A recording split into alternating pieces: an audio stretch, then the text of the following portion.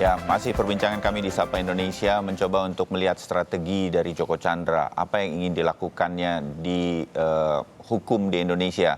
Mengajukan PK peninjauan kembali. Apakah kemudian bisa lolos? Tampaknya bisa. Paling tidak tadi Pak Hamid Awaludin dan juga Bang Boyamin sudah mengatakan ada kemungkinan bisa. Tapi kalau ya, kita anggap sajalah begitu. Lolos.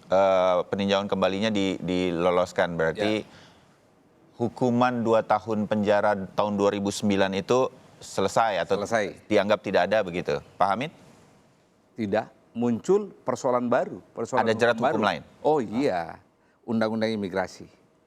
Ingat? Karena bikin paspor tadi? Ya. Masuk tanpa itu? Masuk. Undang-undang imigrasi mengatakan barang siapa yang masuk dan keluar Indonesia tanpa melalui proses administrasi, keimigrasian di pos-pos itu akan diancam dengan pidana. Ya. Satu ya. Ya. Dan itu dia tidak lakukan. Keluar masuk Indonesia tidak melalui proses administrasi keimigrasian kan? Ada ancaman hukuman penjara begitu? 2 tahun. 2 tahun. Kedua, undang-undang kewarganegaraan. Ya. Barang siapa yang secara sengaja ya datang memalsukan identitasnya dan memperoleh dokumen negara untuk dalam kaitan kewarganegaraan diancam juga dengan hukuman. Ini dalam kaitan membuat KTP elektronik, membuat paspor. Itu kan semua pemberian keterangan palsu itu kan? Seolah-olah dia warga negara Indonesia. Itu ada pidananya juga? Ada pidananya. Ketiga, ancaman hukumannya untuk yang surat-surat kalau saya nggak salah 5 tahun ya. 5 tahun. 5 tahun? Iya, kewarganegaraan. Karena dia semua memberi keterangan palsu. Ya. Ujungnya adalah status dirinya seolah-olah adalah warga negara Indonesia. Padahal dia sudah warga negara Papua. Nah, tentu Anda bertanya, kalau begitu dia lolos. Boleh dong dia kembali menjadi warga negara Indonesia? Ya, ini yang tadi saya tahan di bagian pertama kan? Gini, Undang-Undang Kewarganegaraan mengatakan, ya, boleh saja seseorang yang telah kehilangan kewarganegaraan Indonesia dan mengajukan permohonan menjadi warga Indonesia, persyaratannya 5 tahun berturut-turut tinggal di Indonesia atau 10 tahun tidak berturut-turut tinggal di Indonesia. Ya kan? Boleh mengajukan. Boleh. Namun di pasal yang sama ayat berikutnya mengatakan, ya, seseorang tidak bisa menjadi warga negara Indonesia karena pernah diancam, dituntut dengan ancaman hukuman minimal 1 tahun. Ini bukan diancam dan bukan menjalani. Tapi kan sudah dituntut. Jadi tertutup kemungkinan di situ. Namun ada lagi pasal lain, pasal 20. Warga negara asing boleh saja menjadi warga negara Indonesia tanpa proses naturalisasi dengan catatan. Jadi misalnya yang bersangkutan berjasa untuk Republik Indonesia atau dibutuhkan oleh negara. Seperti pemain sepak bola. Nah, sepak bola.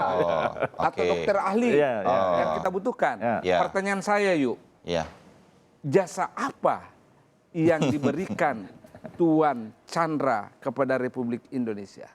Itu satu kan? Kedua, presiden siapa yang mau memberi dia warga negara ke depan? Karena itu persetujuan sudah terkunci karena pernah melakukan pidana di Indonesia itu sudah tidak pernah akan bisa, apalagi nanti undang-undang imigrasi dilaporkan diproses, undang-undang kewarganegaraan dilaporkan diproses, sudah semakin terkunci. Jadi kalau kita bicara strateginya untuk kemudian kembali ke Indonesia menjadi warga negara Indonesia, kalau semua diterapkan harusnya tidak ada jalan kembali. Tidak ada jalan kembali. Secara hukum Secara hukum. Secara hukum. Tidak ada jalan kembali. Nah, ini yang kita ingin tahu juga dan menjadi wawasan kita berkaitan dengan ini. Saya terima kasih Pak Hamid mengenai tulisan dan kemudian ulasannya lebih jelas pada pagi hari ini. Saya ke Bang Boyamin kalau begitu untuk sedikit melihat sebutlah kemudian masyarakat mengapresiasi apa yang dilakukan oleh Kepolisian Republik Indonesia begitu. Dan saya pun mengapresiasi, 2 jempol juga. Saya dari tadi ada 2 jempol kita kumpulkanlah jempol ini karena institusi ini begitu cepat untuk melakukan hal-hal semacam ini untuk internal dan juga kepada Indonesia. Institusi mana lagi yang kita harapkan Bang Boyamin dengan Anda mengungkapkan ini tentu ada harapan bahwa institusi mana lagi yang kita sudah ditampar nih penegakan hukum kita, tapi kita bisa kembalikan lagi integritas kita. Sebenarnya sumber masalahnya itu justru di NCB Interpol Indonesia. Meskipun ini justru bagian juga dari kepolisian, tapi seperti lembaga tersendiri karena dia seakan-akan hari ini dikatakan kepolisian juga terus menyelidiki kenapa red notice-nya bisa hilang.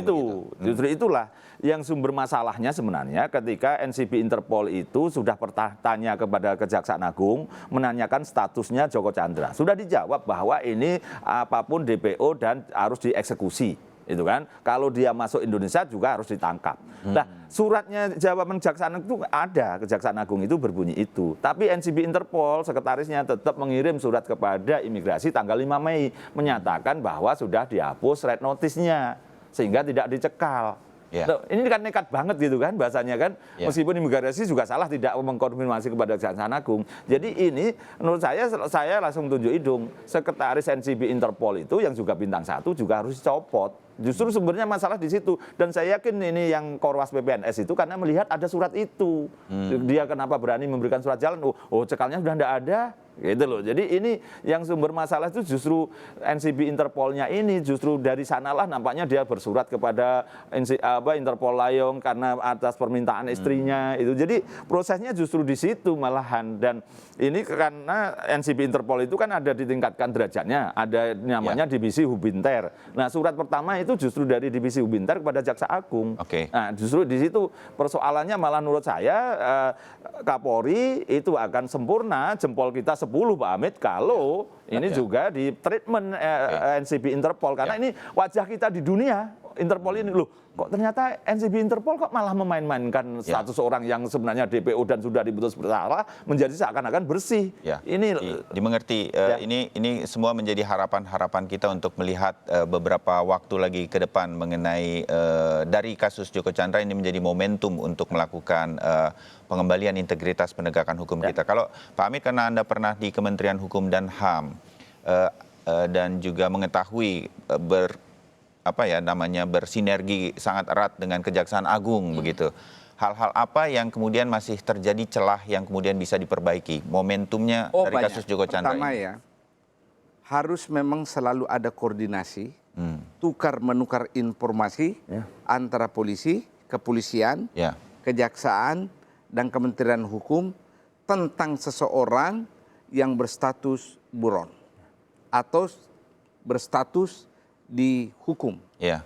Nah, selama ini yang terjadi mungkin saja level tertentu pada kurun waktu tertentu kepolisian, Kejaksaan Agung, dan Kementerian Hukum sepakat si A harus ditangkap. Tapi ini kan pejabat berganti terus karena bukan sistem. Nah, petugas kita adik-adik yang muda di bawah, misalnya kejadiannya 10 tahun yang lalu. Ini adik-adik petugas imigrasi kan tidak tahu 10 tahun yang lalu itu apa. Karena itu data harus selalu diupdate. Contohnya gini, kepolisian mencabut red notice karena dia menafsirkan bahwa tidak diperpanjang. Kejaksaan mengatakan sekali red notice tidak ada istilah diperpanjang sampai tertangkap. Ini kan soal koordinasi. Karena itu ketiga lembaga ini harus selalu saling mengupdate tentang seseorang. Dan jangan bosan. Ada gap generasi juga kan? Tapi gini, saya membawakan juga berita Joko Chandra kabur, tapi teman-teman yang lain kan tidak percaya sepenuhnya klaim bahwa petugasnya imigrasi yang bikin paspor itu masih muda, tidak tahu apa-apa. Karena prosesnya butuh sehari kok. Kalau itu tidak, berarti ada koordinasi, buka-bukaan aja lah. Justru menurut saya pada posisi itu kalau memang tidak ada masalah dan clear, hari itu juga jadi. Kenapa itu tidak jadi baru besoknya sampai Joko Chandra tidak sabar nunggu? Ini kan kita bicara umum tadi ya, bukan soal case ya. Gini.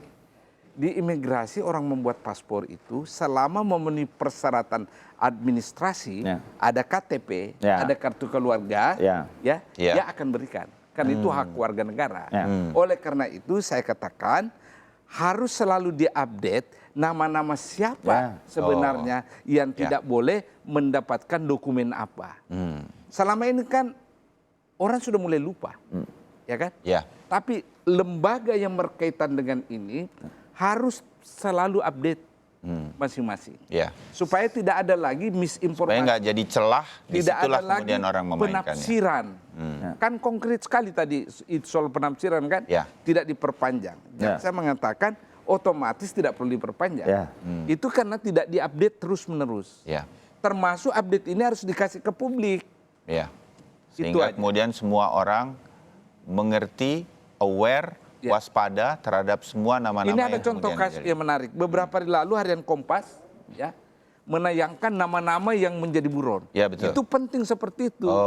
Supaya ingatan kolektif kita selalu melekat. Nah, hal-hal semacam ini terus kita jalankan. Satu lagi.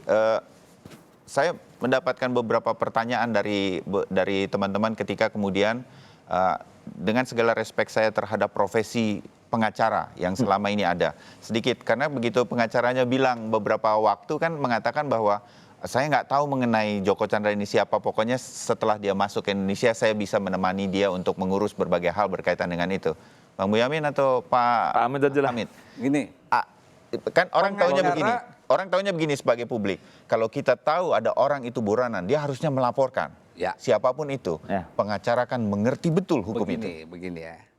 Di dalam undang-undang advokat, kalau saya tidak salah pasal 16 atau pasal 21 saya lupa, dikatakan seorang pengacara yang menjalankan profesinya itu tidak bisa dituntut pidana dan perdata ada asal dilakukan dengan niat baik. Beberapa tahun yang lalu ada yang judicial review ini pasal, ya kan? Niat baiknya ini agak mau dihilangkan ini kan? Tetapi MK tidak meloloskan. Namun ada catatan MK mempertegas ulang frasa pengacara harus dengan itikat baik. Pertanyaannya adalah, kalau Anda sudah mengetahui klien Anda punya status buronan, kemudian Anda membantu dia mengurus hal lain, di mana Anda sadar dalam status buronan, status bukan warga negara Indonesia, Anda bantu dia menguruskan dokumen negara Indonesia, itikat baik atau tidak? Karena Anda sudah tahu dia tidak berhak memperoleh dokumen negara, dia warga negara asing, ya kan? Kedua ada pertanyaan saya, Bung pengacara Joko Chandra itu mengklaim tidak tahu menahu tentang status kliennya kan? Kira-kira benar nggak dia tidak tahu bahwa Joko Chandra itu sudah warga negara asing? Itu dulu deh, logika aja dipakai. Kedua, paspor yang diterbitkan oleh imigrasi, paspor baru yang tidak yang sempat diterbitkan itu kan dikembalikan ke negara, dan yang mengembalikan itu pengacaranya kan, pakai amplop pengacaranya. Saya minta ini semua ditelusuri deh, apa betul innocent pengacaranya, ya kan? Karena pengacara tidak boleh kebal kalau dia tidak punya itikat baik, tidak dilindungi oleh undang-undang advokat. Nah, hal-hal ini karena ada kata itikat baik itu. Tapi terakhir begini, sebenarnya harus kita buka semua. Kenapa Joko Chandra pengen pulang Indonesia, pengen jadi WNI, pengen membersihkan? Karena masih banyak asetnya dia. Begitu.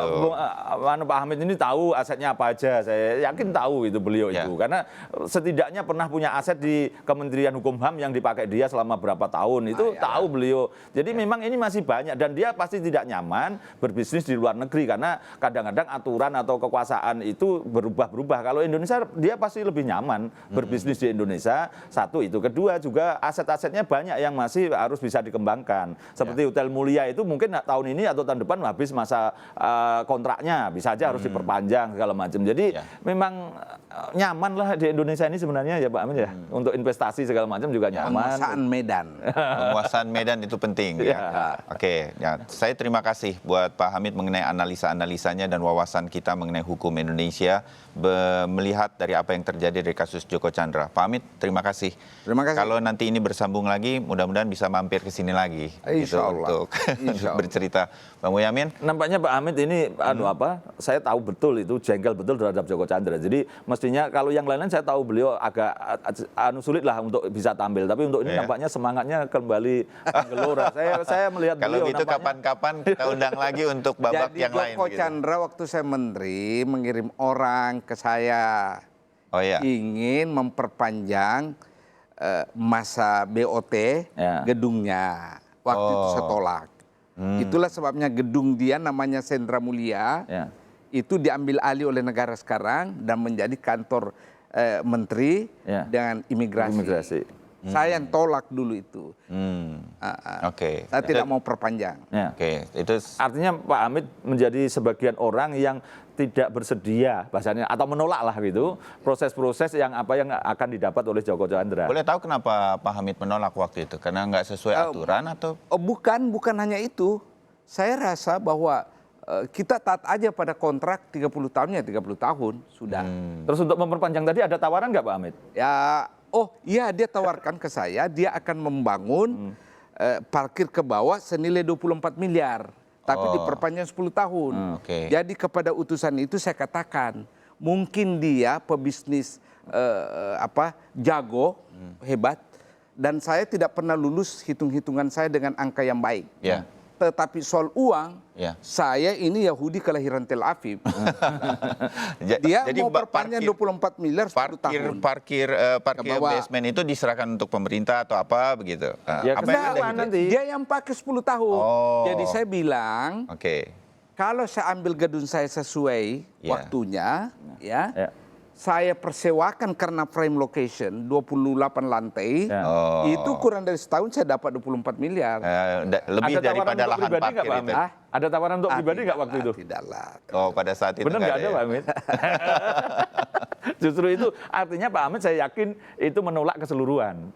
Tawaran umum maupun tawaran pribadi saya yakin. Pak Muladi itu yang telepon saya. Anda benar anak muda, dia panggil saya. Anda benar anak muda tuh, jangan perpanjang. Begitu. Ya, terima kasih untuk cerita-cerita di balik layarnya dari Pak Hamid Awaludin. Tapi sekali lagi, momentum Joko Chandra ini, saya berharap sebentar lagi saya akan mengatakannya, penegakan hukum di Indonesia sudah kembali integritasnya. Berkaitan dengan lembaga-lembaga justru memperbaiki celah ini. Up untuk Kapolri. Kita sama-sama memberikan itu dan apresiasi ini kita jalankan terus. Terima kasih Bang Boyamin. Pak Hamid Awaludin, terima kasih untuk cerita-ceritanya. Selamat pagi.